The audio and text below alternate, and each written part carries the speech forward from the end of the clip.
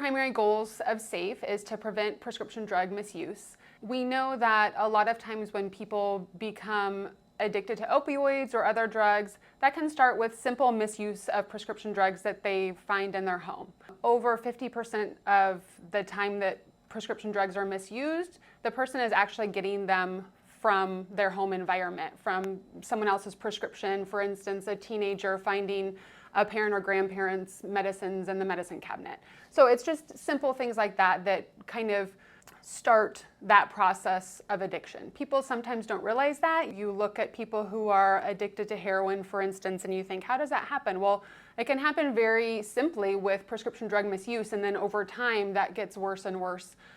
As someone who's focused on prevention, what we're trying to do is get the word out about how to use medications safely and prevent any misuse. Number one, we just want people to know that you only use prescription drugs that are prescribed to you and exactly as they're prescribed to you. So if you get a prescription, say post-operatively, you have some pain medications, you only want to use that exactly as prescribed, and then afterwards you want to dispose of the medications. You don't want to keep it around in your medicine cabinet for later.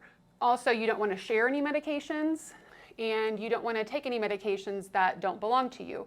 With over-the-counter medications, you want to take them only out of the original container and not taking any random pills that you get from other people that you might not know what's in them. So those are kind of the basics of prescription medication safety. Now, we also tried to get the word out about safe storage and safe disposal. Safe storage of medication, you want to store it someplace that people are not going to expect it to be, someplace that only you know about. So not in a medicine cabinet or in your nightstand. You want to keep it in a spot that just you know about, locked up perhaps in a lockbox, or they make little medication caps that lock.